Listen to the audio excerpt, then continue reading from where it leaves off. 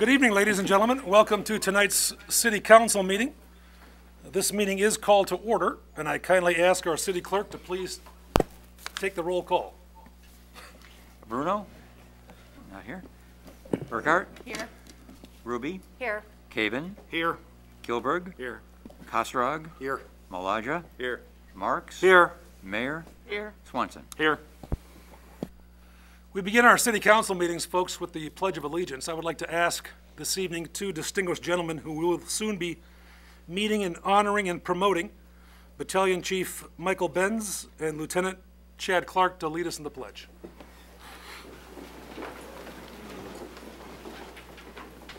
I pledge allegiance to the flag of the United States of America and to the republic for which it stands, one nation, under God, indivisible, with liberty and justice for all. Thank you, gentlemen.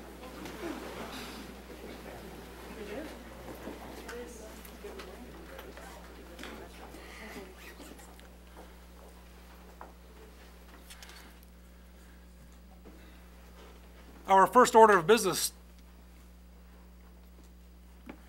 is to celebrate the promotions of two veteran firefighters with the Geneva Fire Department. First up is Battalion Chief Michael T. Benz. Did he leave? Oh, there he is.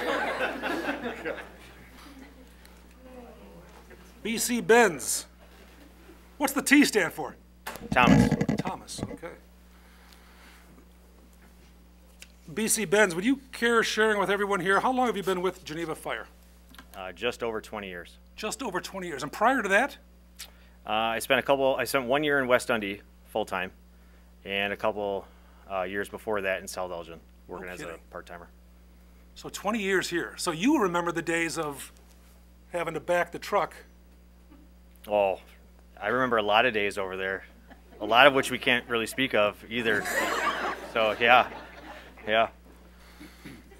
You know, there used to be a lieutenant with the department that used to come over and knock on my door when I was working late at night and scare the, were you part of that crew? No, I would never do something like that, no. Now, you have your family with you tonight. I do? Would you like to introduce those special guests? I would love to, yes. In the middle is my wife, Michelle. To the left is my son, Timothy. This is my father, Tom, and my mother, Deborah. And Michelle's parents, to the right of her, are Judy, and to the right is Benno. Now, where's Michelle's parents live? Aurora, okay, welcome.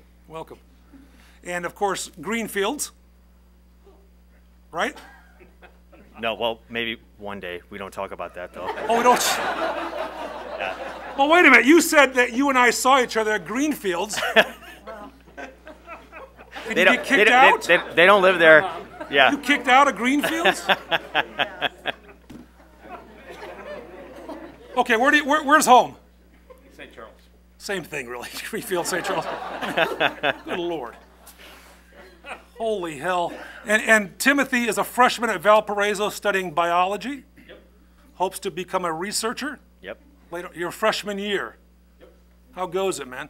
Amazing. Yeah? Yeah. You didn't want to follow Dad's footsteps? He does what he does, and I love research. That's a hard no. That's a hard no, man. No. Good Lord. So, Mr. Benz, you always wanted to be a firefighter? Yeah, I really have. It's been something since. I know the story.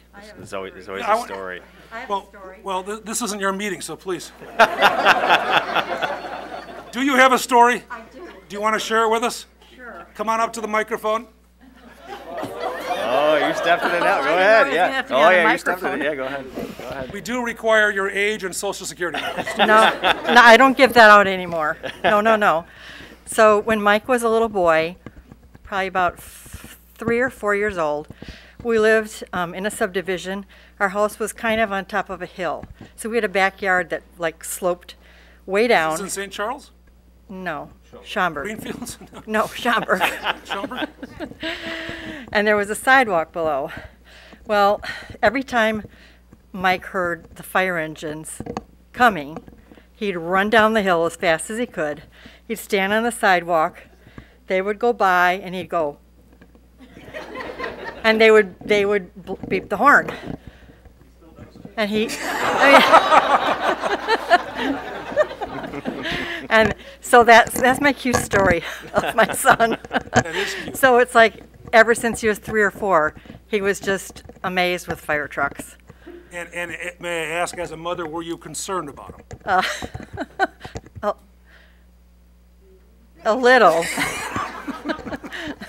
More so when he actually became a fireman. I can imagine.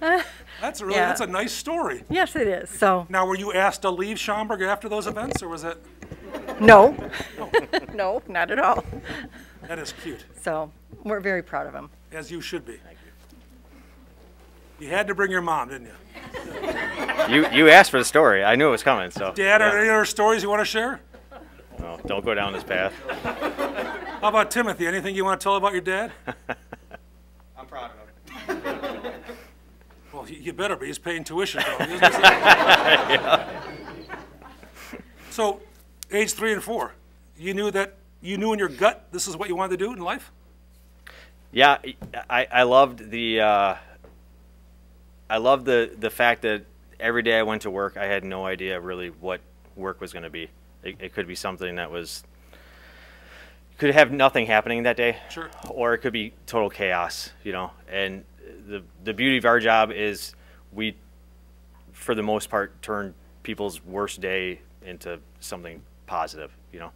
So it's very rewarding, and it kind of feeds the soul, I guess, as far as making you feel like you're making a difference.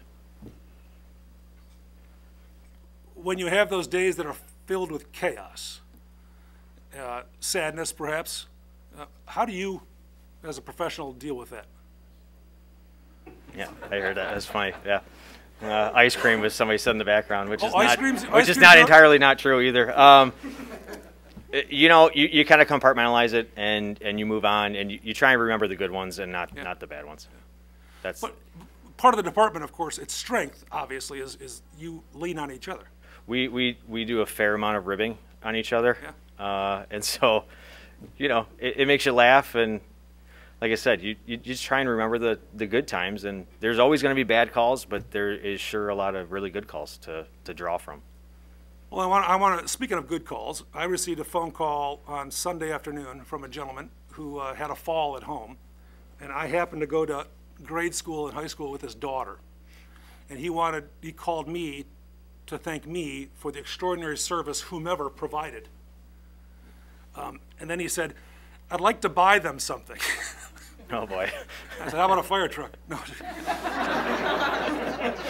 But it's those kind of calls that really, I think, I would assume, resonate with you and your colleagues. It's those simple thank yous where you treat these men and women and children with respect and kindness. And Yeah, everyone gets the same round of respect. So you know, like I said, if people want to do stuff like that, that just kind of empowers you even more to feel like, man, I really am doing something good here. that's pretty cool. Yeah, And this promotion is exciting. it's very exciting. It's a totally new chapter in my life. Wow. And Mrs. Benz, how's life for you? Good? Great. Is it good? You're excited about this opportunity as well? I am. It's something that has been his dream to keep moving up. So battalion chief was kind of like that final step before he retires. So it's really great. Well, thanks for the heads up. She's playing ahead already, so. Well played. What else do you want to share with the community? Because people are tuning in from all over. You know that, right? You know, I wish everyone a very Merry Christmas and you know, crazy times right now, and we're all getting through it together, and just hope everyone's staying healthy, and I just wish for everyone to have a nice Christmas here. And when's your next shift as battalion chief? Tomorrow morning. And so, when you walk in as battalion chief, do you expect ribbing? Tomorrow? Absolutely. Without a doubt. Now, do you get a car for battalion chief? Do you get to drive one of those cool cars? I drive that Tahoe. Nice, White Tahoe, man. yeah. And do you have to pay for your own gas, or do you? There's an agreement, I think, with the city for the gas. Yes. That's what you thought. Right. Well, anyone from the council, any comments for Battalion Chief Benz? We all know you. We all know you well, and we're all very, very proud of you. We do. We see each other all the time. So, We do, and yeah. we're grateful that you serve our community as well as you do. I appreciate it. So with Thank you. that, our clerk's going to administer the oath of office. So I would like you to invite whomever you'd like to join you while that oath is administered. Okay? Okay, sounds good. And we will get out of the way so for photo purposes. Sounds good.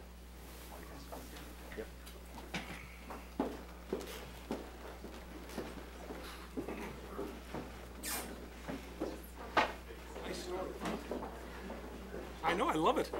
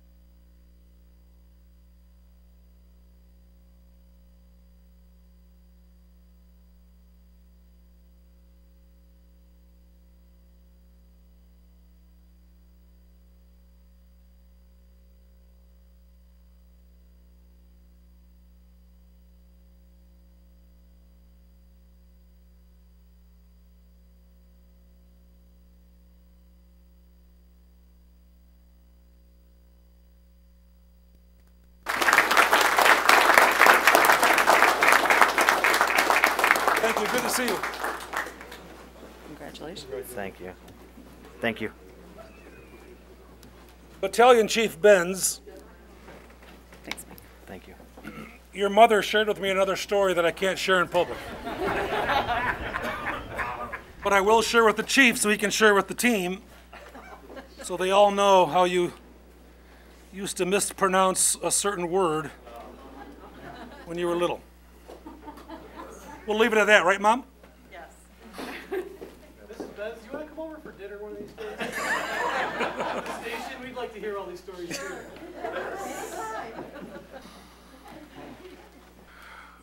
Lieutenant Chad Clark.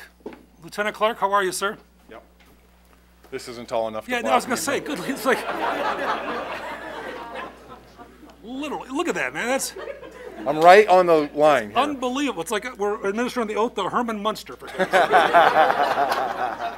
and I mean that with all the respect in the world. So half the people here probably don't know who that is, so Well, how about Fred Gwynn? that might be better. You see, Dad knows who Fred Gwynn is. Car 54. Yeah? Yeah. Right, very good. Chad, you've got a big delegation with you as well. Would you like Pretty to big. introduce your distinguished guests? Yes, this is my wife, Beth. This is my mother, Virginia. My father, Jerry. My oldest daughter, Kendall. My youngest daughter, Reese. And my mother-in-law, Marilyn. And my father-in-law, Dan. Welcome, everyone. Now, I learned earlier Kendall is a senior with 1 semester to go at the University of Kentucky, Yes? studying accounting, Yep. already experiencing, I should say, or exploring options. Wants to travel anywhere but a cold state. pursuing perhaps Florida as the ultimate destination. We'll hope so. Life As is long good. as they're off the payroll, that's fine. I don't care what you do. Well, I'll tell you what, with the pay promotion, you better hope so too. Right? Right? And of course, Reese, a senior at Geneva Community High School, has already committed to play golf in college, and I always forget the school. High Point University, High Point University, North Carolina. North Carolina. Isn't that something? Do you know what you want to study yet, Reese? Or? Yeah, I'm gonna double major in finance and Spanish. Oh, cool. Now, what's equally cool is, what is your handicap for golf? I think it's like a .5 or something like that. How's that? Amazing. A .5. Lieutenant, what's your handicap for golf? Probably about 50. And Mom explained to me that neither of you are, dare I say, talented golfers. No, not at all. So Reese, Talentless golfers. where did this come from? I was playing soccer and basketball and did not like either of them. And Mom and Dad said you have to play a sport, so I picked the one where you could wear skirts, and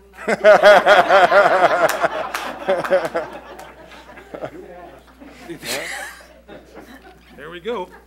She's got you beat, Mom, on the stories right there. Yeah. Chad, I asked Battalion Chief Benz this question too. Becoming a firefighter, always in your blood?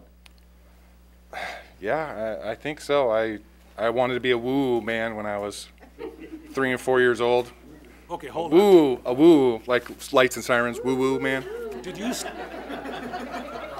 you stand outside and? Probably not, but I probably ran around going woo woo woo woo all the time.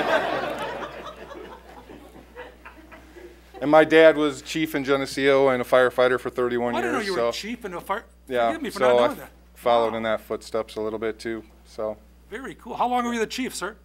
15 years. Wow, that's really cool. Really cool. yep, So from a woo-woo to lieutenant. from woo woo to lieutenant. It took a while, but I got there. That's exciting. How long you been with Geneva Fire? 25 and a half. Good Lord, man. Yeah, Isn't that something?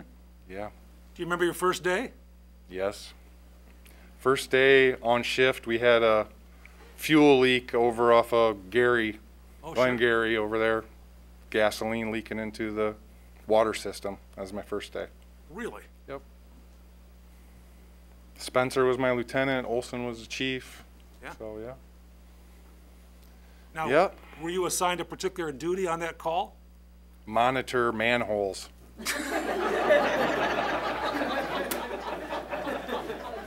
And until recently, that's about where I've been, monitoring manholes.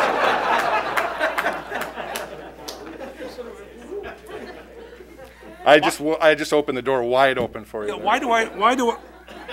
why do I envision Chief Olson saying, "Is everything safe down there, Clark?" And you're Right. going, "Woo woo." Yep. Sounds about right. Doesn't sound very right. You follow in some big footsteps, other lieutenants. Yeah. Yeah. You're probably the tallest lieutenant. Probably. Yeah. Probably. What's the Mike best and I thing- are a good team, though. Mike gets the stuff low to the ground, and I get the stuff up high. Did you hear that, Benz? We worked like that for years. Yeah.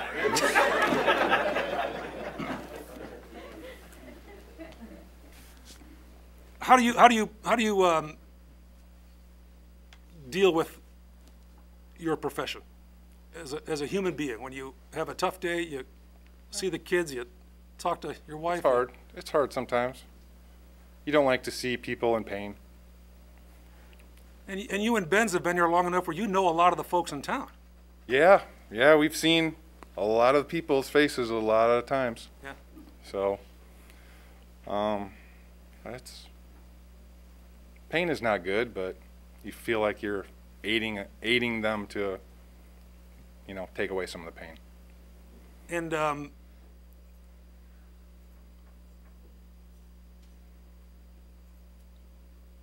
on a personal level, what is your best quality as a firefighter? My best quality as a firefighter, I think willingness to listen to all sides, especially now being a lieutenant, and not jumping to any conclusions and trying to get the full story. Yeah. And trying to, make sure everybody gets the best customer service that they can. So that's what they deserve.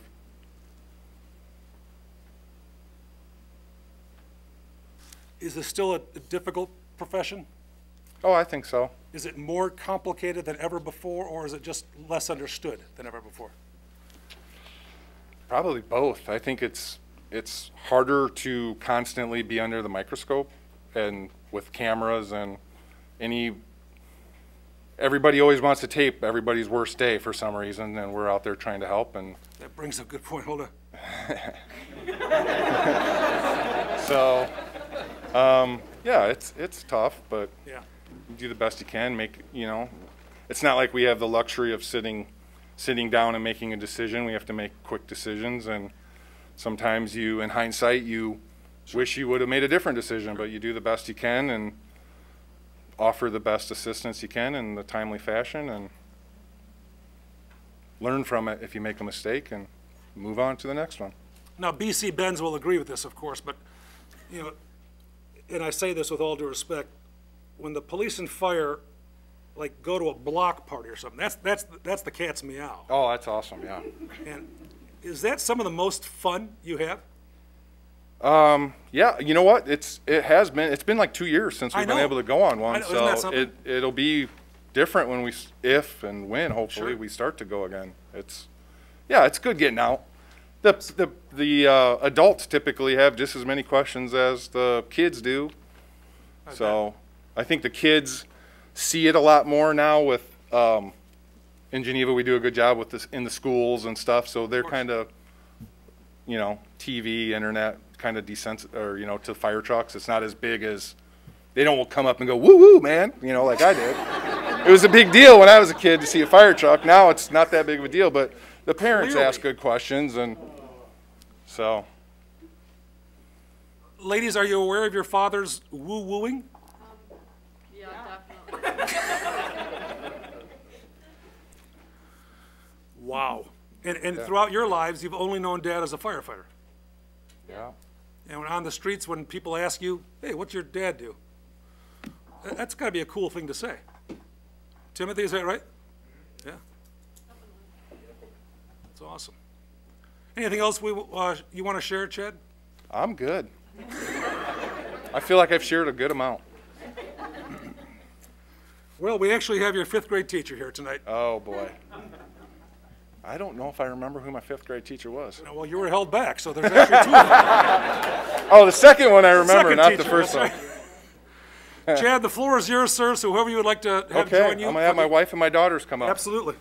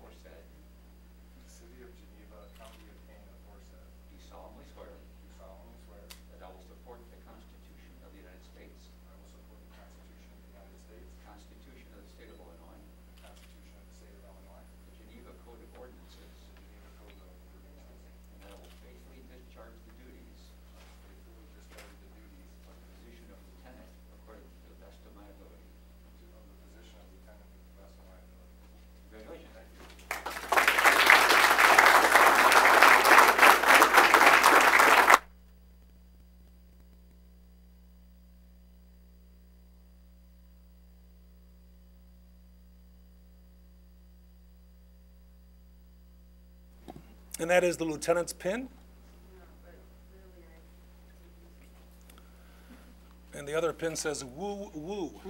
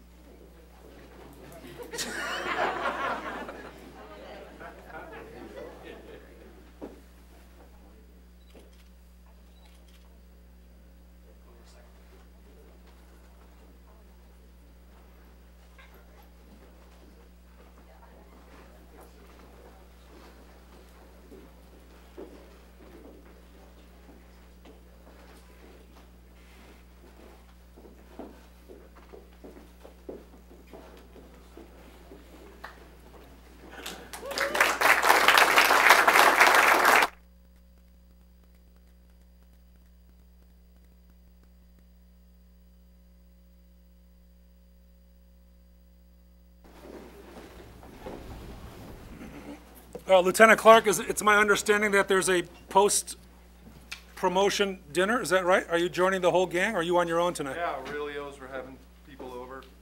Having some people over. Are you? Well, because the Benz family said Aurelio's as well, so Aurelio's is it, huh? Yeah, Wow, and we're gonna party together. are you? That's exciting, isn't it? Yeah. And how late do you expect to be there? 9. That was a Kitchen little, closes at 9. I know. I just wanted to text Chief Passarelli. He's our police chief, by the way.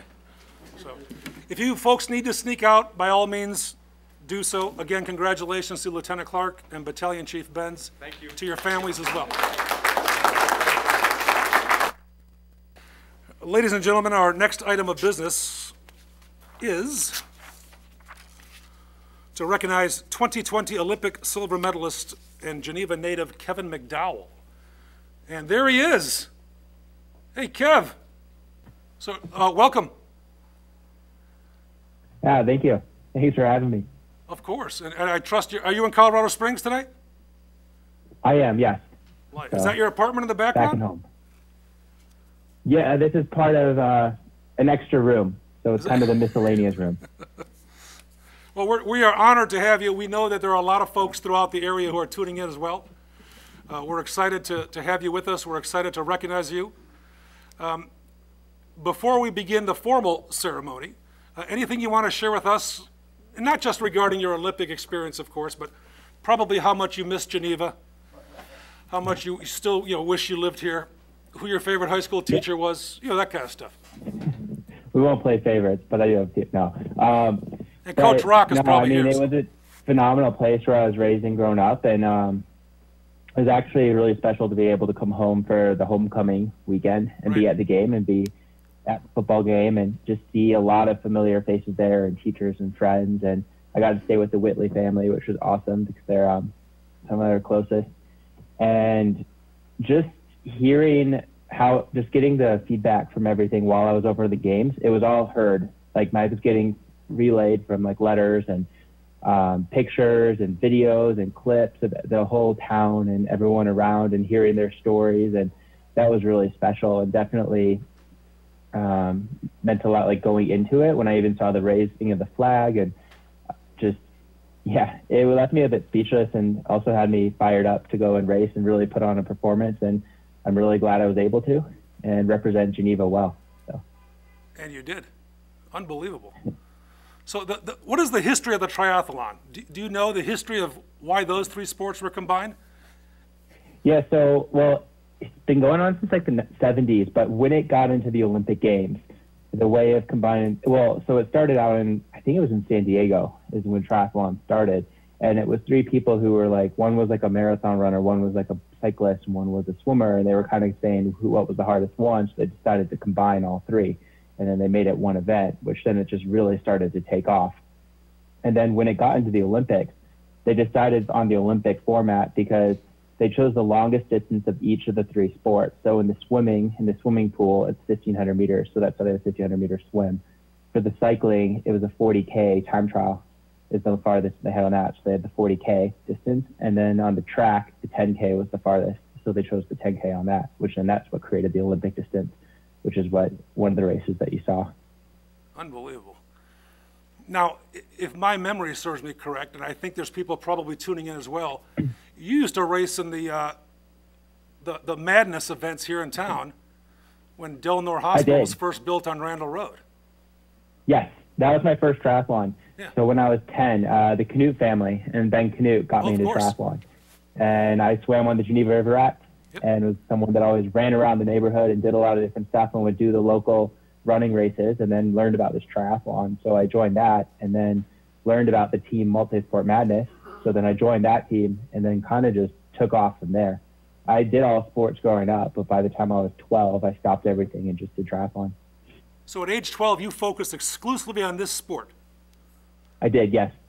That's what I wanted to do and was fully committed to that and had to beg my parents in the beginning days to let me go all in like I did. So. Wow. Do you mind, Kevin, if I read a little bit about you? Not at all. For the community and for everyone here. At the start of 2021, USA's Kevin McDowell embarked on his Tokyo 2020 Olympic qualification campaign, exactly 10 years from discovering that he had Hodgkin's lymphoma. Having won a silver in the 2010 Youth Olympic Games, a promising career was suddenly taken from under him. After 6 months of intense chemotherapy, cancer was removed, but the physical recovery process was only just beginning. Determined to return to a triathlon as quickly as possible, Kevin realized in 2013 he needed to take a major step back, returning fully in 2014 to resume what he had begun. A first World Cup podium came in 2014, the Pan American Games silver in 2015, and more recently, Kevin has been a regular in and around the podium and on the U.S. mixed team relay squad.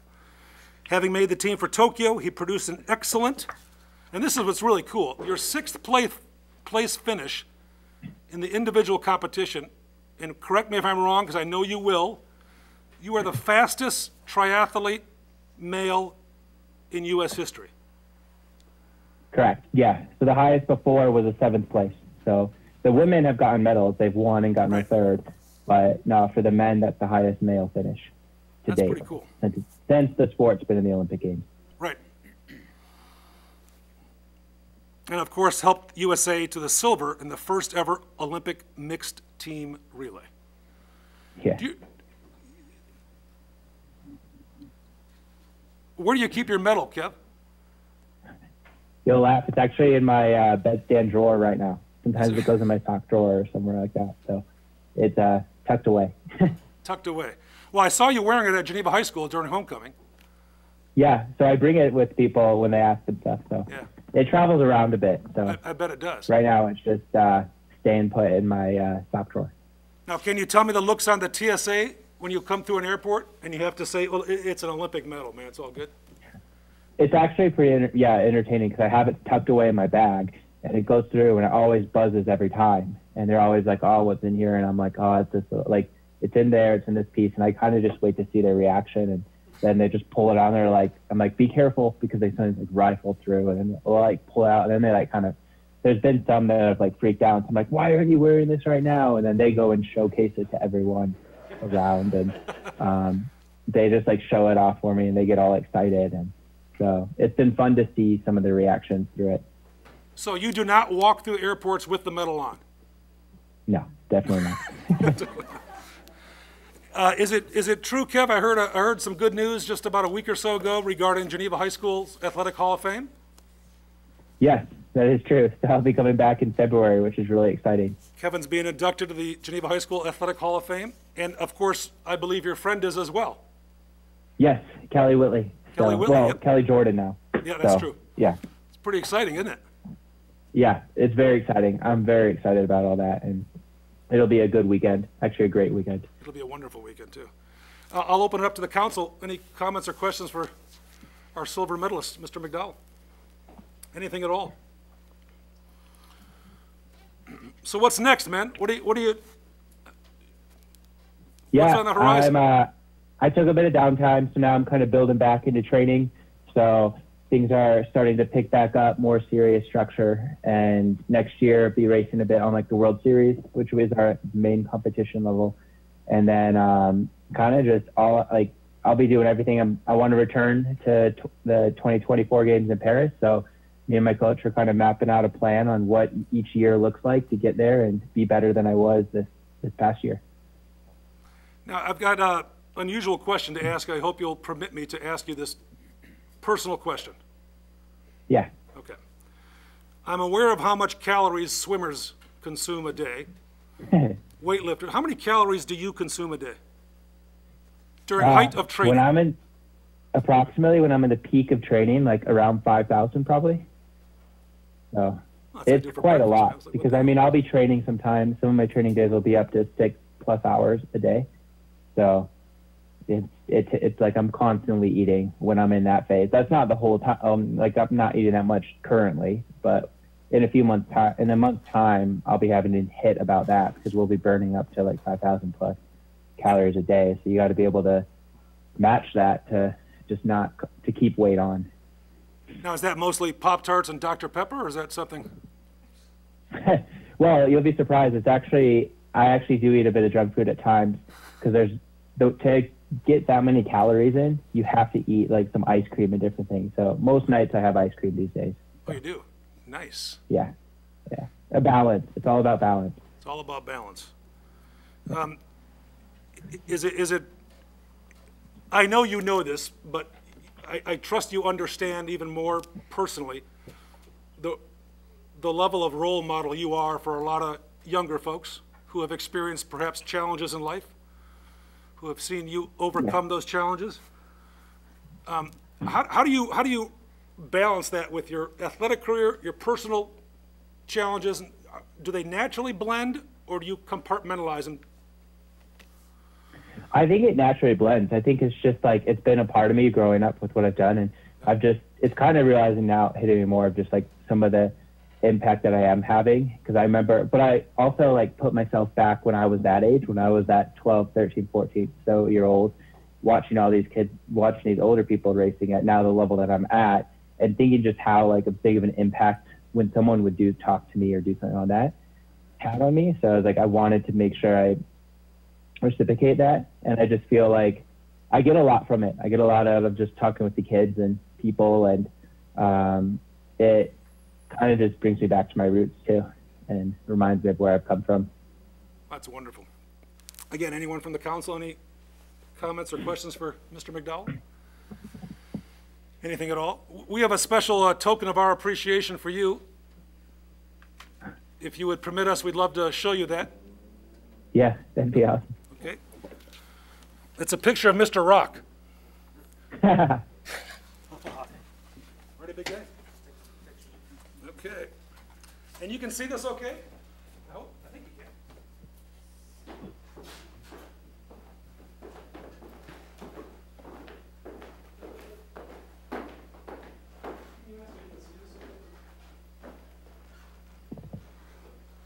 Kevin, you can see the screen, can you not? Yes. Okay.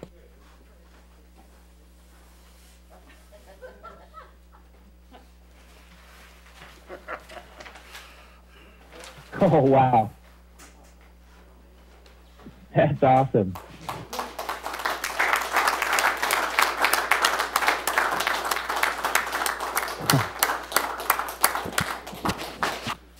And Kev, we'll figure out where to put this in town. Is that okay?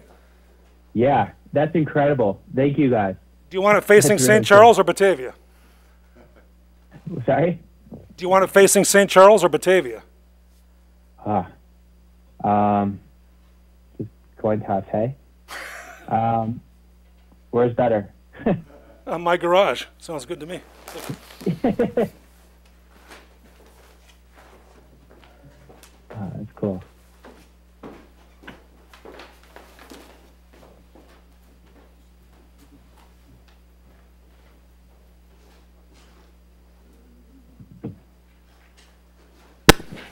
And Kev, I know that the folks at Geneva High School, after we display this on a prominent location, they always hang this at their fence as well, surrounding the stadium. Awesome. So this will become the That'd be property of cool. Geneva High School. It'll be forever emblazoned in that area. there. So, That's awesome. and we look forward to seeing you in February too. Yeah, I'll see you guys soon. Thank you for having me, and thank you for all this. Thank you and the very much. recognition. Thank you. Yeah. Have a good night. Yeah, you too. Thanks, guys.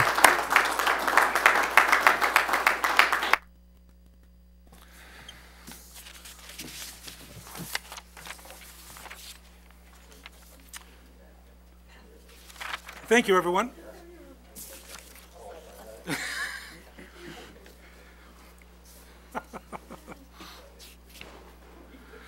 Item 4, folks, amendments to the agenda. Are there any amendments this evening?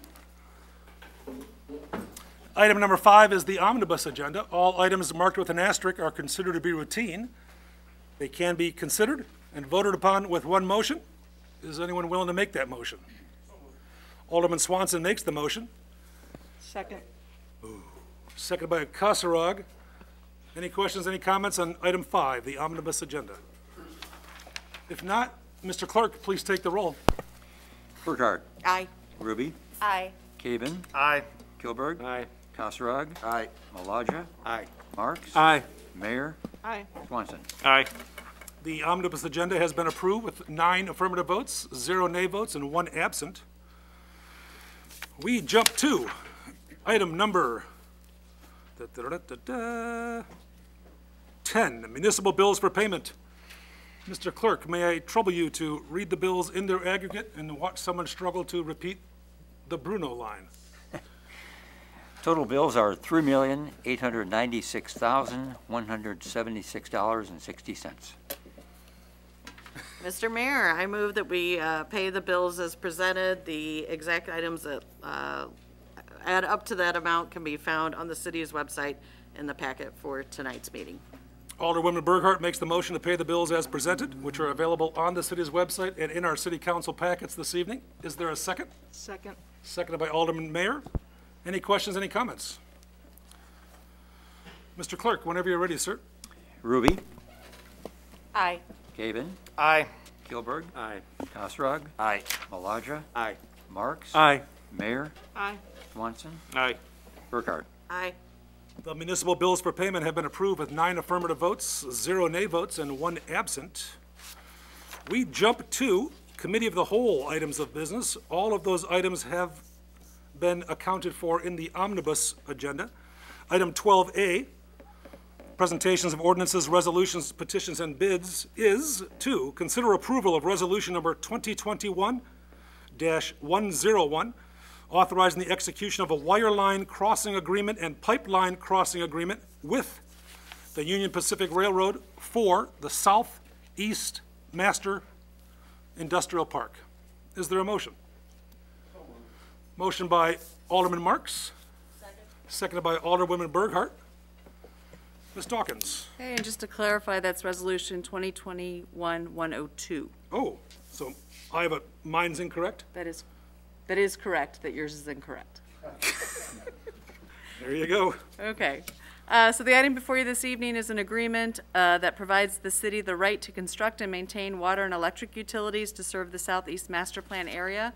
Currently, only the sanitary sewer is located on the south side of the UP Railroad. With us this evening, I believe, is Director Babica to answer any additional questions you might have. So please feel free to interrogate Director Babica. On item 12A, any questions for Director Babica? Seeing none and sensing none, we have a motion by Marks, a second by Burghardt.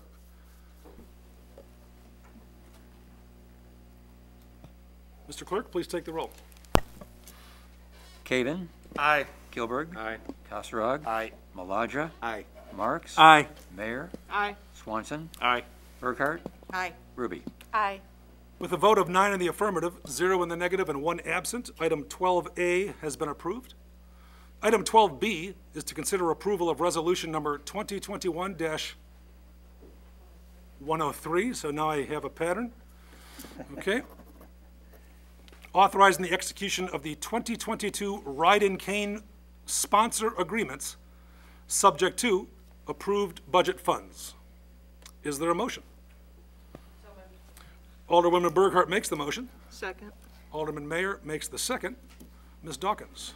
Okay, so this is essentially a housekeeping item. The agency that administers the federal grants received for the Ride-in Cane program has changed from the Association of Individual Development to the Kane County Department of Transportation.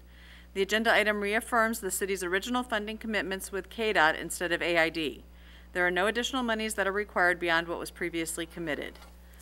Just for informational purposes, the Ride-in Cane program provides senior citizens 65 years or older and persons with disabilities the opportunity to access locations anywhere in Kane County and to obtain curb-to-curb transportation service in the evenings and on weekends. There are currently about 228 Geneva residents registered with the program. That's not who uses it all the time, but that is the number we have registered. And then you will recall you approved an item on the consent agenda, which was the pay subsidy agreement, so they provide part of the funding for this program as well. And again, this is just housekeeping, but I'm happy to answer any additional questions you might have. On item 12B, are there any questions for City Administrator Dawkins?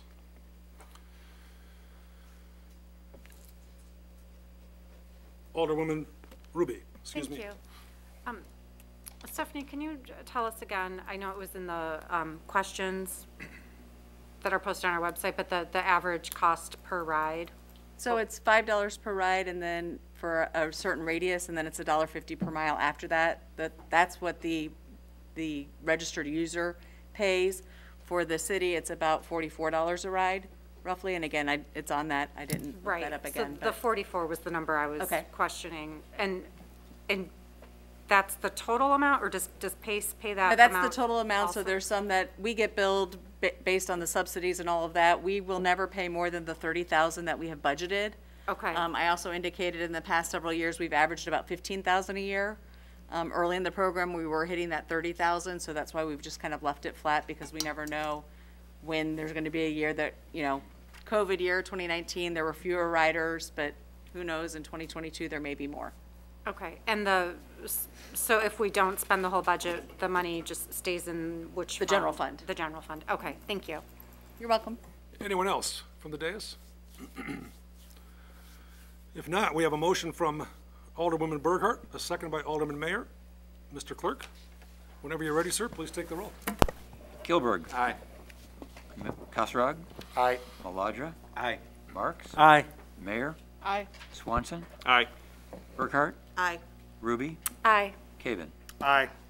With a vote of 9 in the affirmative, 0 in the negative, and 1 absent, item 12B has been approved.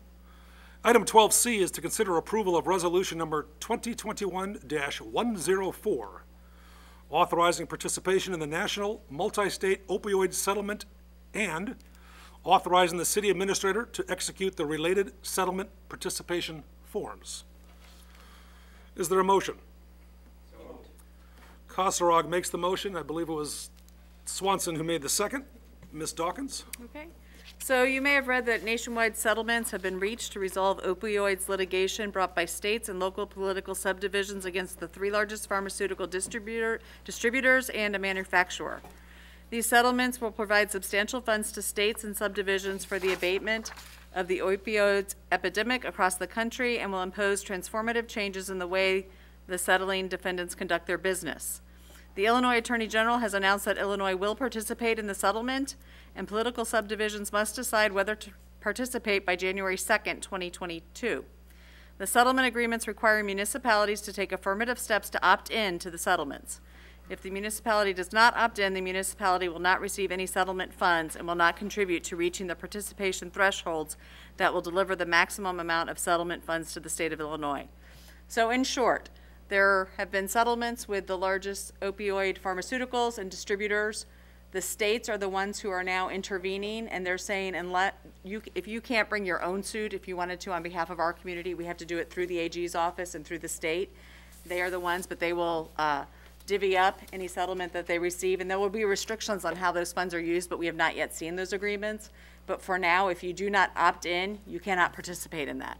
So again, there's really no downside to opt in. If they don't meet the threshold, which means once all the municipalities sign up, they determine whether there's enough parties interested to whether or not the national settlement will say, okay, you're good, you're a good enough, large enough body, and then we'll go forward. If that doesn't happen, nothing happens.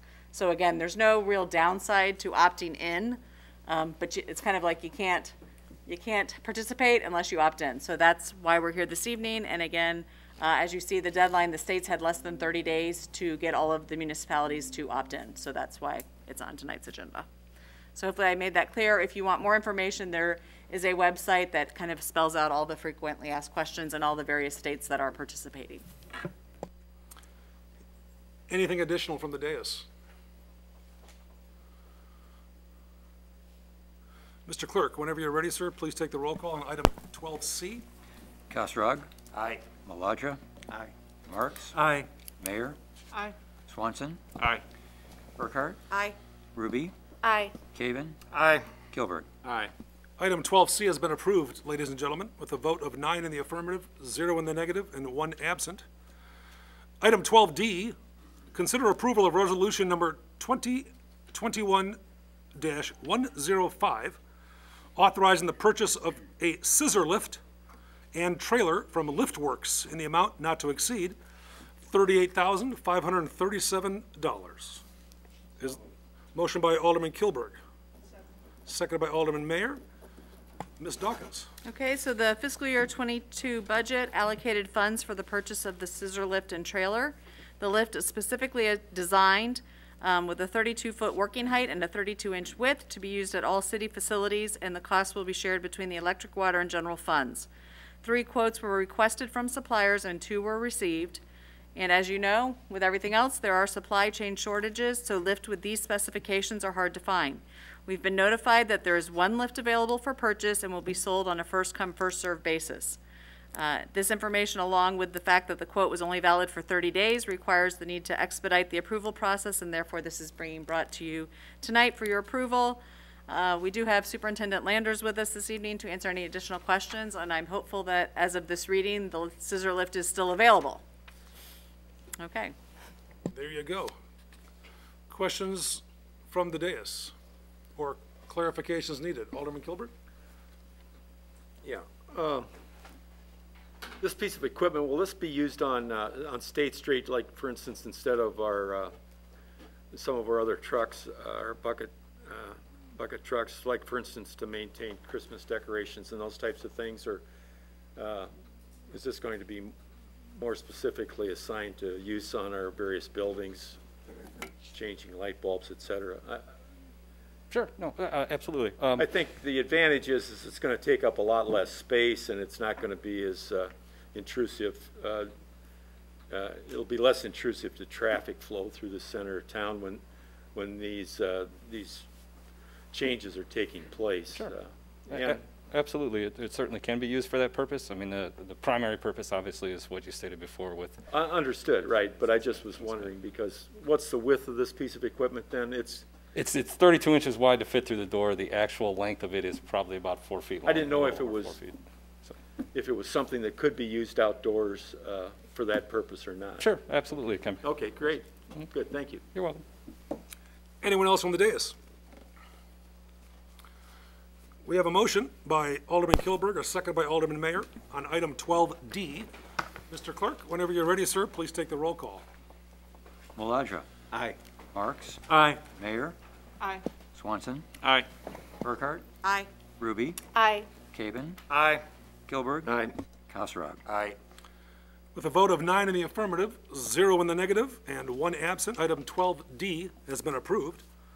Item 12E, consider approval of ordinance number 2021-45, granting a sign variation, allowing an additional freestanding sign for the property located at 320 Franklin Street.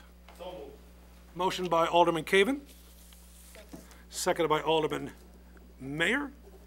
Ms. Dawkins. Okay, so in November of 2018, the St. Mark's Episcopal Church planned unit development was approved by the City Council, which permitted specialized setback and lot coverage standards for the subject property and allowed multiple principal buildings on a single zoning lot. Per the Geneva zoning ordinance, only 1 freestanding sign is permitted per zoning lot. Therefore, the church property is permitted 1 freestanding sign. In 2019, the applicant decommissioned the original freestanding sign for the church and installed a new freestanding sign, keeping in compliance with the zoning ordinance. However, more recently, the original sign that was decommissioned was reinstalled without a permit by a volunteer of the church.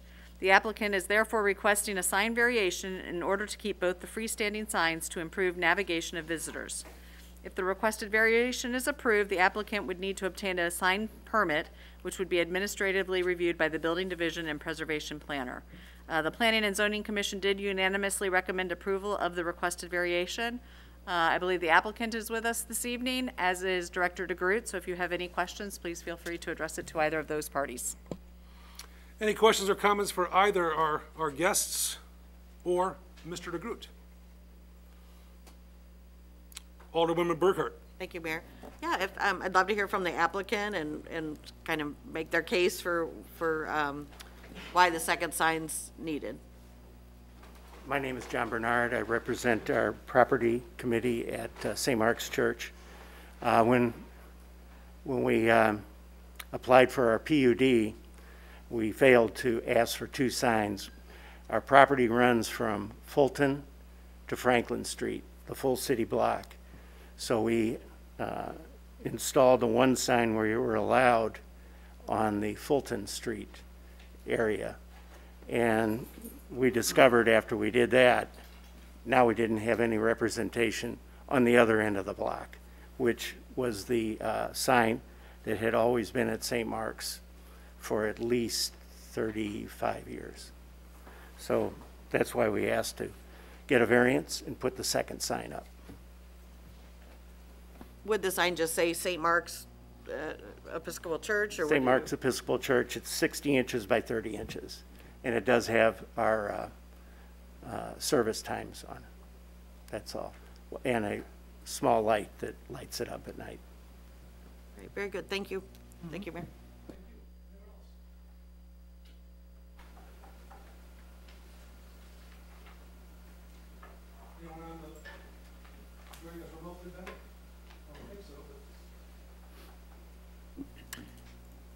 No one raising their hand at this time.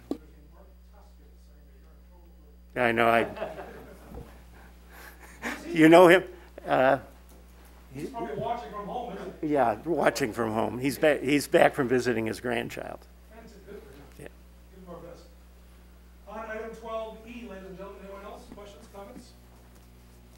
Mr. Clerk, whenever you're ready, sir, please take the roll. Marks? Aye. Mayor? Aye. Swanson? Aye.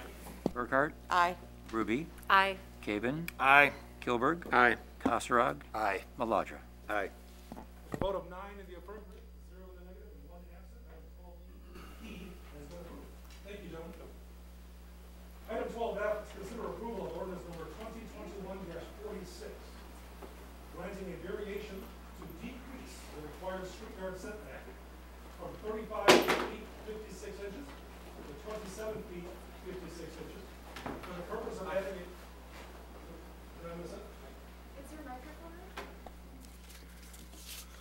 Welcome to tonight's City Council meeting. We will. Sorry, Marissa. Item 12F, folks, consider approval of ordinance number 2021-46, granting a variation to decrease the required street yard setback from 35 feet 56 inches to 27 feet 56 inches for the purpose of adding a front porch to the property located at 226 North Pine Street. Is there a motion? So moved. Alderman Marks makes the motion. Second. Seconded by Alderman Swanson. Ms. Dawkins. Okay, so the applicant is seeking to incorporate 2 new open and covered porches to the property. The first proposed covered porch would be located in the rear yard and is permitted as designed. However, the second covered porch would extend from the front facade of the home into the required street yard and is not permitted as designed. Based on the existing footprint of the home and its location on the zoning lot, a functional front porch could not be incorporated as proposed without encroaching into the required street yard setback. Therefore, a variation is being requested to allow this encroachment. Again, the Planning and Zoning Commission recommended approval of the requested variation, and we do have the applicants with us this evening, and also Director DeGroot, if you have any additional questions. Are there any questions from the dais?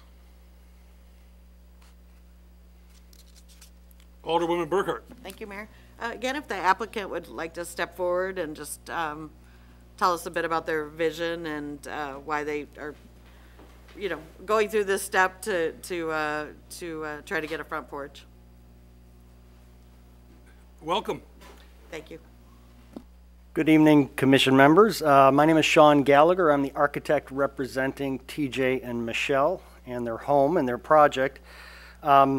My defense of the porch was outlined in the project narrative and standards for variation, and I could certainly go over those. But practically speaking, Pine Street, the way we set up in Geneva our allowable setback for our homes is we have a district standard and then we have the average setbacks. And so the average setbacks set those. In the district that TJ and Michelle are in, the district standard is 25 feet, but their neighbor's property at 220 North Pine is about 35 feet and small change. Well, that means then that TJ and Michelle couldn't really do a porch unless they went for a variance. We're asking for 8 feet. We do allow in Geneva, in the historic district, we allow porches to go into setbacks as much as 8 feet. And so we're, I think, asking for a reasonable amount of depth to the front porch, and I know if Alderman Bruno was here, he would certainly defend the porch. So as an opportunity to get out at the front of your house and visit with neighbors and, you know, being a good neighbor, that's kind of what their goal is. Very good. Thank you, John. Sure. Anyone else? We have a motion by Alderman Marks, a second by Alderman Swanson on item 12F. Mr. Clerk, please take the roll. Mayor. Aye. Swanson. Aye. Burkhart. Aye. Ruby. Aye. Caven. Aye. Kilberg. Aye. Asrad. Aye. Alaja. Aye. Marks. Aye. Item 12F has been approved with 9 affirmative votes, 0 nay votes, and 1 absent. Folks, item 12G, consider approval of ordinance number 2021-47, rezoning, a zoning map amendment, property located at 33 West 300, Illinois Route 38, from the current B4 Business District to the I1 Light Industrial District. Is there a motion and a second to put this matter on the floor? Second. Alderman Marks makes the motion. Alderman Mayer makes the second. Ms. Dawkins, tee it up. Thank you. So the subject property, as stated, is located along the north side of Illinois Route 38, just east of the intersection of Elm Road and Illinois Route 38. The applicant, Duke Realty, is seeking to purchase the vacant farmland to develop a light industrial development. At this time, a specific end user has not been disclosed. However, preliminary plans indicate a warehouse distribution type of building and use. The applicant is taking a first step towards site development by requesting a zoning map amendment from the B4 Business District to the I1 Light Industrial District. The applicant anticipates the preliminary design will meet the requirements of the I1 Light Industrial District. If the requested zoning map amendment is approved, the applicant will continue to finalize the current concept and work with the city's development staff and consultants to ensure compliance with established development regulations. Final plans would go through the formal site plan review process with the Planning and Zoning Commission and City Council for consideration of approval. The subject property is identified as light industrial office research in the land use plan of the city's adopted 2003 comprehensive plan. The comprehensive plan elaborates that industrial opportunities in Geneva, especially the undeveloped land east of Kirk Road, should focus more upon light industrial warehousing or distribution. As the potential rezoning of the land to I-1 Light Industrial District could support such an envisioned use, this zoning map amendment would align with the goals and objectives of the adopted comprehensive plan. Furthermore, the proposed zoning map amendment could facilitate the future development of new light industrial opportunities, helping to meet the goals of Objective 2 within the Economic Vitality section of the city's adopted strategic plan by developing a resilient local economy through the development of new commercial and industrial opportunities that add to the city's tax base. The Planning and Zoning Commission found that the request met the 4 standards the Commission uses in formulating its findings of fact set forth in the Geneva zoning ordinance and recommended approval of the requested zoning map amendment. Again, this evening we do have the applicant present with us, along with Director DeGroot, to answer any specific questions you may have. From the dais, David, do you want to add anything prior to kicking off questions? From the dais, members of the council, are there any questions for either the applicant and or Mr. DeGroot? Alderwoman Ruby. Thank you. Let's see. I guess I'll start with the concept of the by right development. So could Duke Realty or any other buyer change the concept plans without another public meeting if we approve this as written?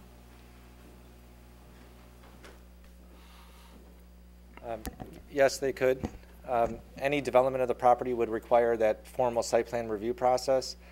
So any new building would have to come back before the Planning and Zoning Commission, whether it's consistent with the concept plan that was already presented or something new.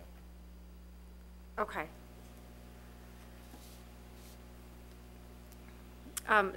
With the I-1 zoning definitions, after what we went through recently on a nearby property, could something like a cross-dock legally be put on this parcel?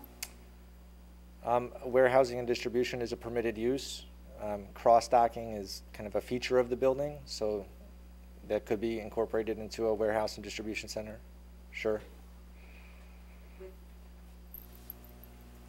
No, the council has the floor first, ladies and gentlemen. Then, David, anything else you want to add to that response? No, thanks. Okay, so what I'm getting at is waiting to approve the zoning change until final project plans are submitted, and I just wanted to have a discussion about that with the council.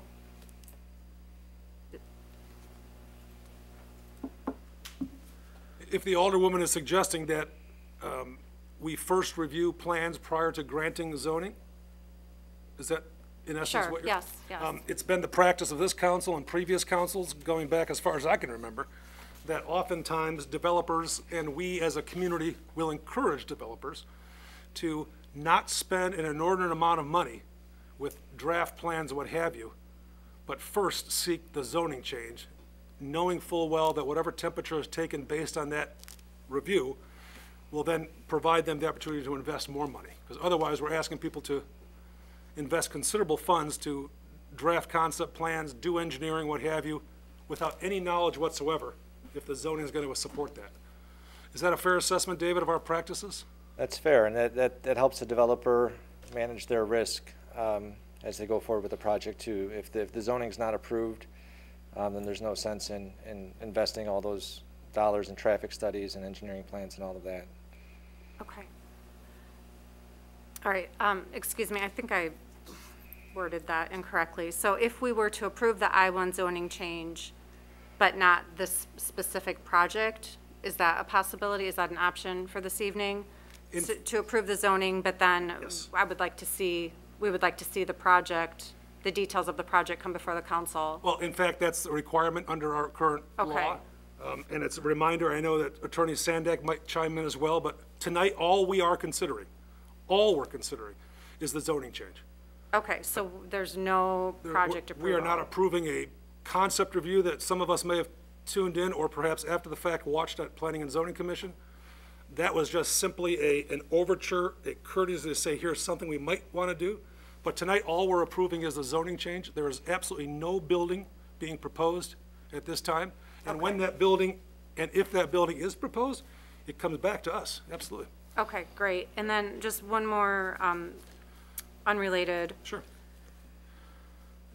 I was curious about the documents that were added to the website, public comment. There's a document, opposition, from Bill and Jay Couts, talking about water management, and I'm just curious for staff feedback on, do we know anything about water management in this area? Is that a problem as outlined in the public comments? Well, currently there's not a stormwater management system on the site, so any development of the property would have to go through detailed engineering plans and comply with the Kane County Stormwater Ordinance and put a stormwater management system in place. Okay. And let's see.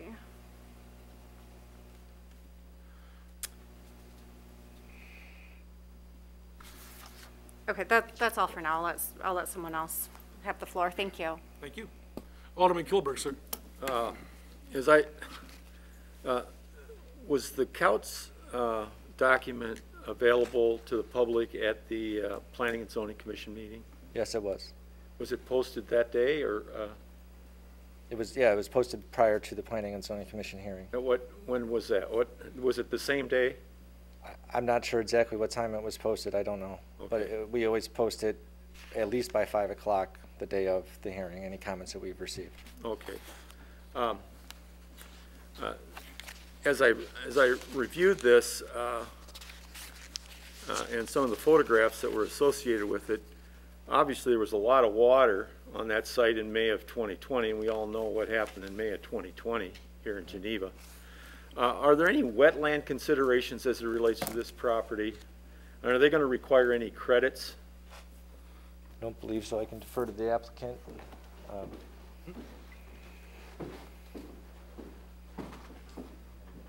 I mean, that is relevant to, I think, is it germane? Is that a germane question? I think generally speaking, it's germane as it relates to unimproved land, and of course, the zoning change might impact that land, so we'll allow the applicant to address that, but I think it's worth noting that that land is, for all practical purposes, fallow. There is no system in place to distribute or to steer water now. That's correct, and good evening, Mr. Mayor and council members. Dan Ubelar with Duke Realty here, 1301 West 22nd Street in Oak Brook, Illinois. And yes, happy to answer that question. As David mentioned, there is no current stormwater system in place. We're aware of the letter from the neighbor to the east, Mr. Couts, and yes, there is a depressional area out there, a low spot in the middle of that field that can from time to time flood, as you've seen in those photographs. But as David mentioned as well, when we go in to develop a site, we have to comply with the Kane County Stormwater Ordinance. We will be implementing a stormwater detention system, including ponds, pipes, and all the required utilities that will better manage the stormwater runoff and improve the site and runoff to a better condition than it is today. So yes, we're aware of the situation out there, and it is not a, we've performed a wetland delineation study out there by INCAP Associates.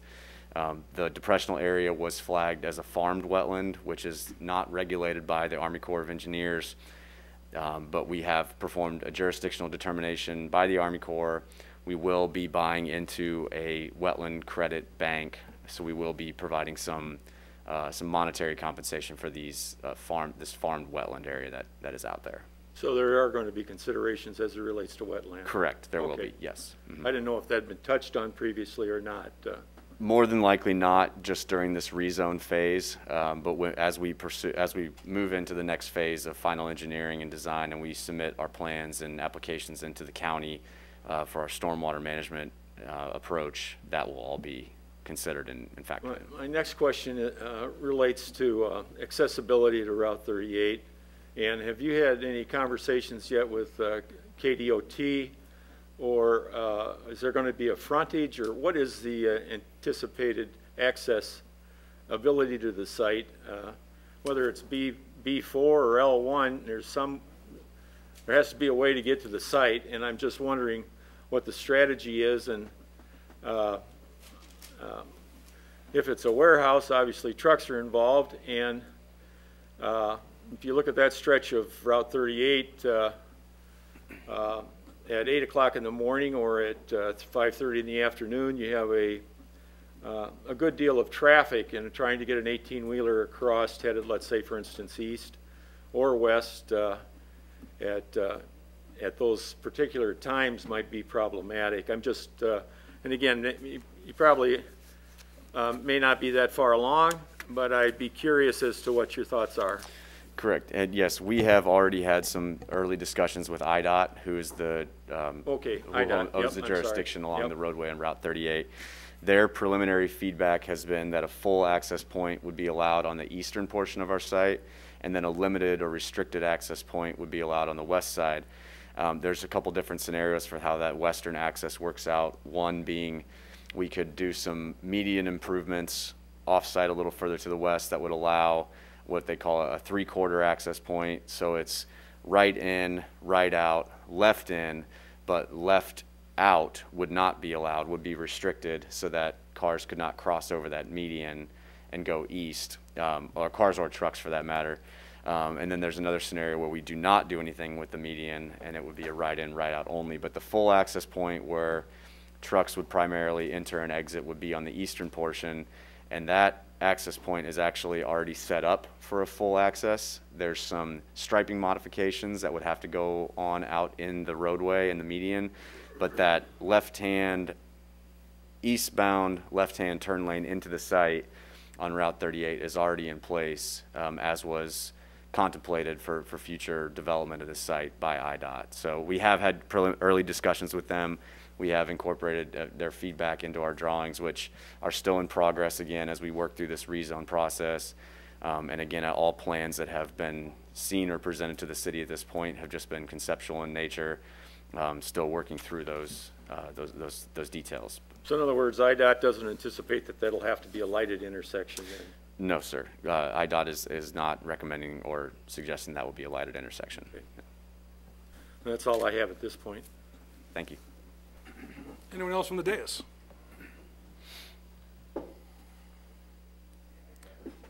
Alderman Maladra? This is for David. It's just for context for me. Since we're talking about warehouses, compared to the Geneva Farms North parcel, size-wise, how does this compare? The parcel itself is about half the size. The building is similar square footage, but the concept that was presented did not include the cross-docking features. So, you know, with kind of that rear-loaded warehouse dock system, it didn't need as much area. So I don't think you could have a similar size that you had on Geneva Farms North on this site. That's kind of what I was getting at. All right, thanks. You're welcome. Alderwoman Burkhart. For David, thank you, Mayor. Can you clarify if we were to approve this change in zoning tonight, and if the developer did a structure that, I mean, by the letter of the law, met every single requirement in our zoning for L1, would it come back before us? It does. We have what we call the site plan review process. So any new construction requires that it's not a public hearing, but it still goes before the Planning and Zoning Commission for their review. It is primarily a code compliance check, but there are also standards established in the zoning ordinance that the commission can consider, the council can consider, and place conditions upon that approval if there's any adverse impacts on neighboring properties or the character of the area that they want to address with the approval. So both the Planning and Zoning Commission and City Council would be able to review it. Can you give me an example on one we've done? I mean, we've had so many PUDs, I guess. That's what I'm so, I mean, within that industrial park, Northern Illinois Food Bank, Roquette, FONA, Flavors of North America, those were all just site plan reviews. Okay. Outside of that, the Living Well Cancer Center on Williamsburg and State was site plan review. The 609 South 3rd Street mixed-use building, okay. the Duke and Lee's property, was a site plan review. Okay. Very good. Thank you. You're welcome. Thank you, Mayor. You're welcome. Anyone else who has not yet spoken or wish to speak? Ask a question of David and or the applicant. Alderman Mayor? I just want a little clarification on the document that Dean was referring to, where it's posted online. So it's on the development projects page for this project. Towards the bottom of the page, there's a public comment section, and it's posted there. Okay, thank you.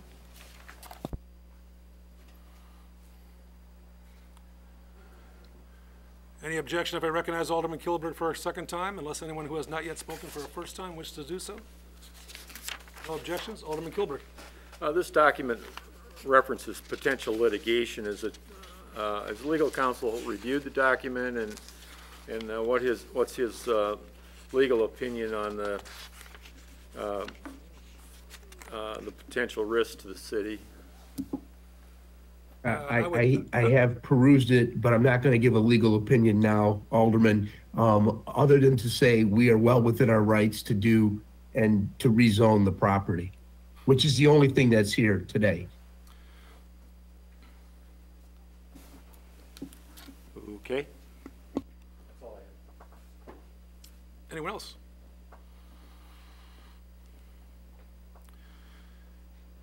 Sir, do you want to?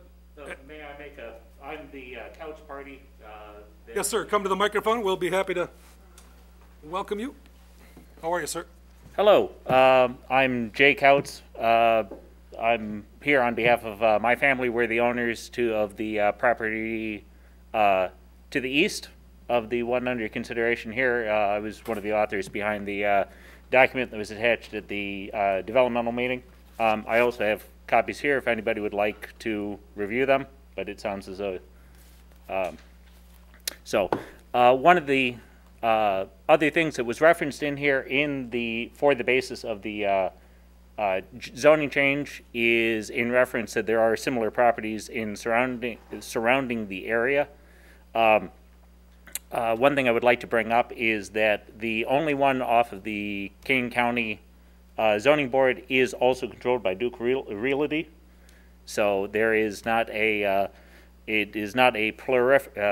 there are not a lot of industrial uses.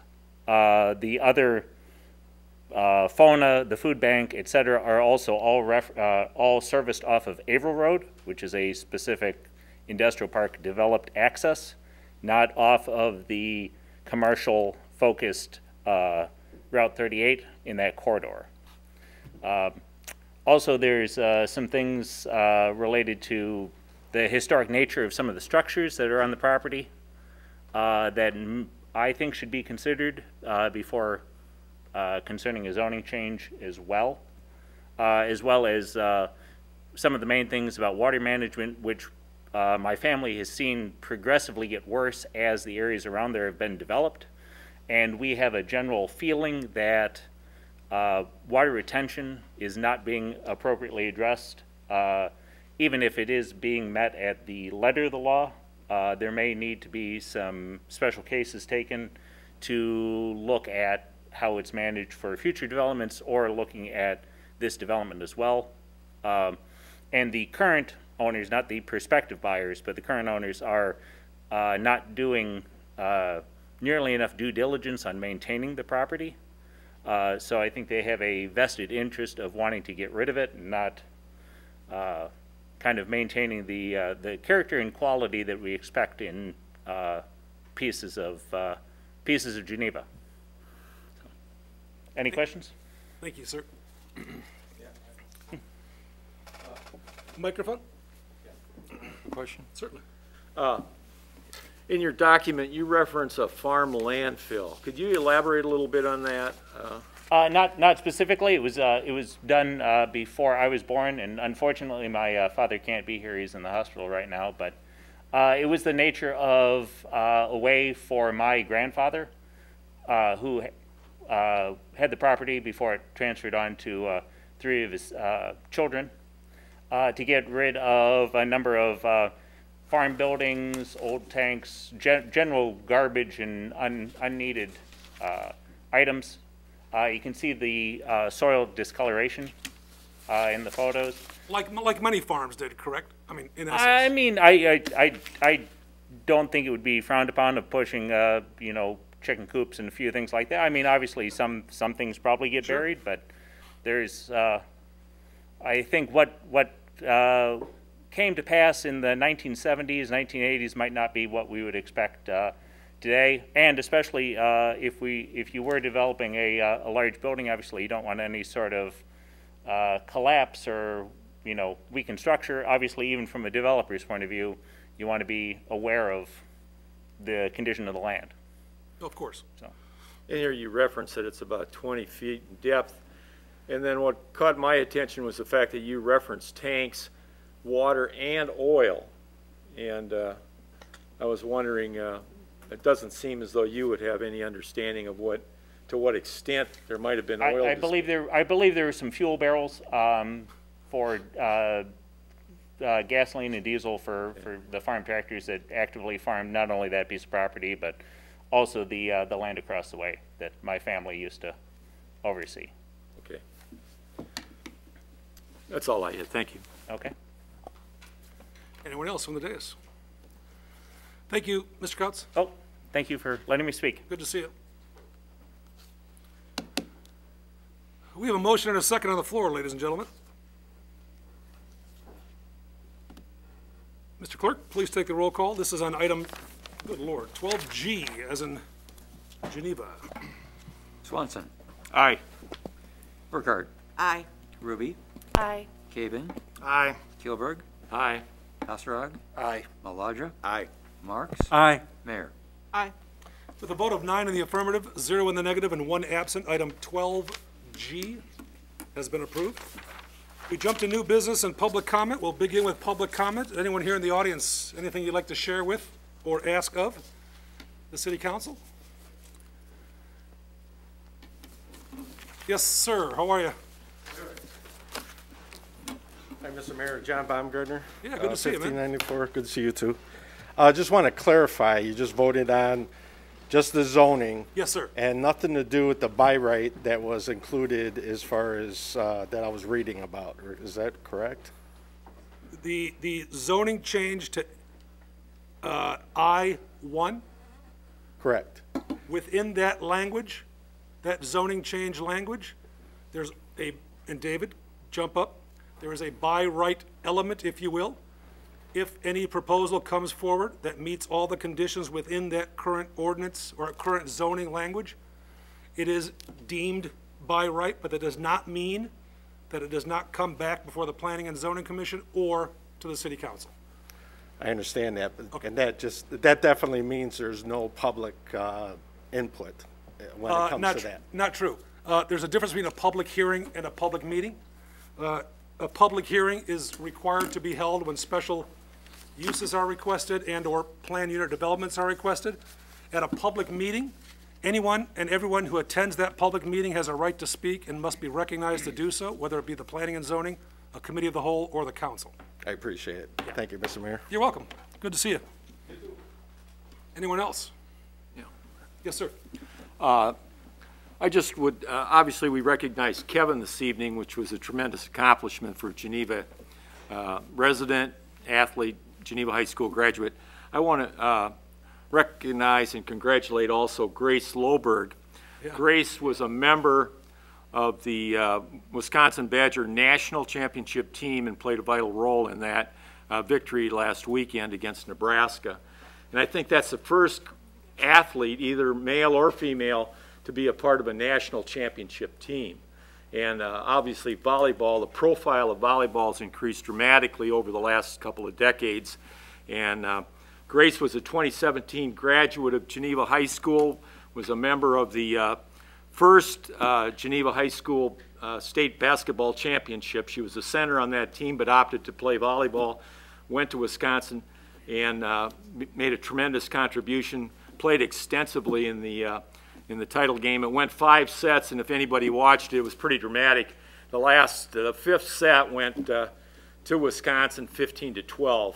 And again, I had a chance to talk to her father last summer, and she said Grace had an extra year because of COVID, and that her goal was to go back and win a national title. I want to congratulate Grace on accomplishing her goal and the pride that she brings to Geneva as a part of that team. Well said. And it's worth noting, and I know Alderman Kilbrick will agree, that game was played in Nebraska.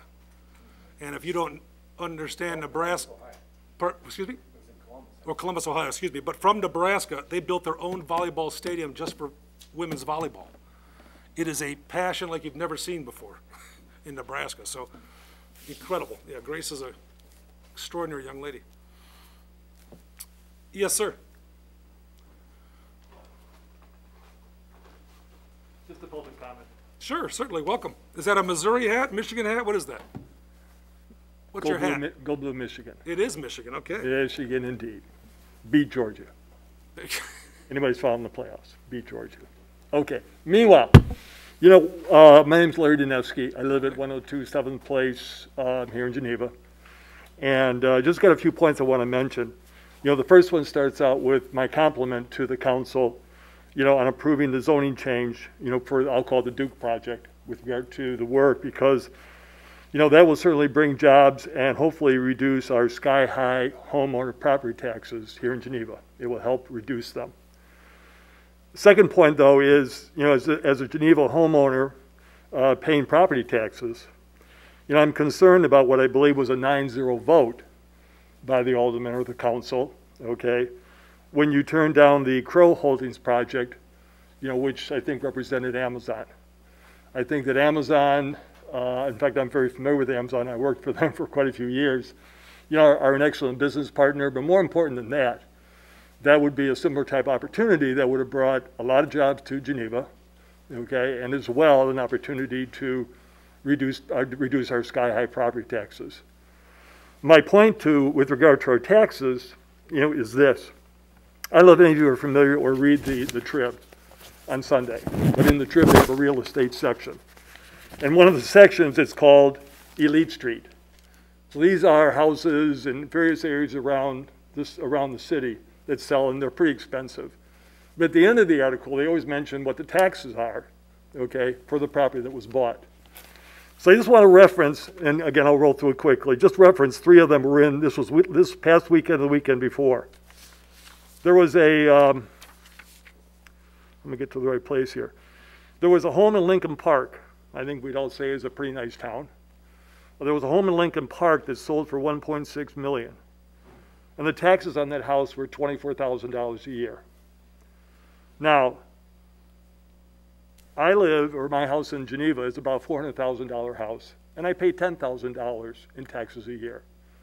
So if you do some quick math, okay, comparing that $1.6 million to just $24,000 in taxes to my $400,000 townhouse and paying $10,000, you know, that equivalent right there says that Geneva is paying 150% more in taxes than Lincoln Park. Very nice town. Again, I know services are different and all that kind of stuff, okay? Another example that was also in the paper was another Lincoln Park home that sold. Now this one sold for $2.4 million. The taxes on this house were $31,000. Again, you do the quick math of comparing my house to that house and so forth and so on.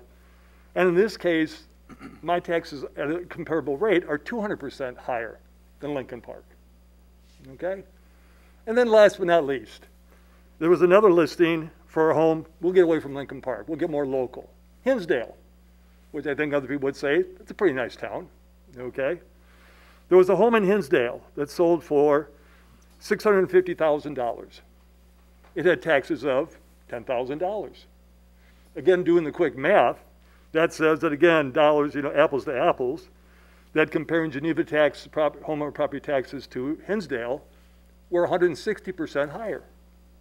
So my point is this. You know, we lived in Geneva, my wife and I and our sons and so forth, and we love Geneva. Okay, schools, kids graduated, kids come back, all that good stuff. We lived in Geneva since '95.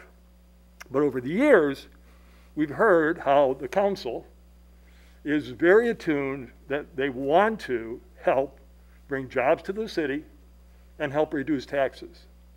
Yet, I mean, that's kind of the talk, but let's get to the walk, okay? I mean, again, I know that, again, I was here for part of the discussion on the Crow project. It was a 9-0 vote, so forth and so on. But the, you know, the point is just this, okay? I think we should keep a more open eye, ear, and really go out there and promote to bring other businesses into Geneva, because our tax rates are, you know, incredible. And that's all it is. Fair enough? Any comments? Everyone say, yeah, sure. No. Context is king. What's that? Context is king. It is indeed. I'd love to know who the owners of these properties are, whether they had a senior exemption, et cetera, whether they built onto the home they had. No, well, I don't know. If you consider Phil Jackson was one of them. Oh, to hell with him. Okay. Yeah, exactly. So, yeah. If you're a fan. And of course, you know, Larry, you know better than anybody. In Geneva, yeah, the city of Geneva's portion of your tax bill, you pay $10,000 a year. Yep. In taxes. Yep. You pay $600 to the city. I know. Yeah, you know that. So I know that. That's a pretty good bang for your buck. Exactly. Yeah. I know that a good, and we all know that a good portion of our bill goes to the schools. That's, you know, my wife's a retired school teacher. Yeah, I'm happy to invest. Did I mind paying the property taxes? I was really paying for her salary. Sure. Okay? But it's not much for me, okay? I'm just looking at all the other people, getting hearing from people who say they can't afford to live in Geneva because of the taxes, okay? So again, I'm not representing myself. Oh, I understand. Okay. But anyway, you see a red light. Got a comment? Yeah, obviously, your message you should take to the county. I mean, obviously, assessments have a big part to play with this. And you should also take it to your state representatives, because they have more control over what your taxes are here than the city council.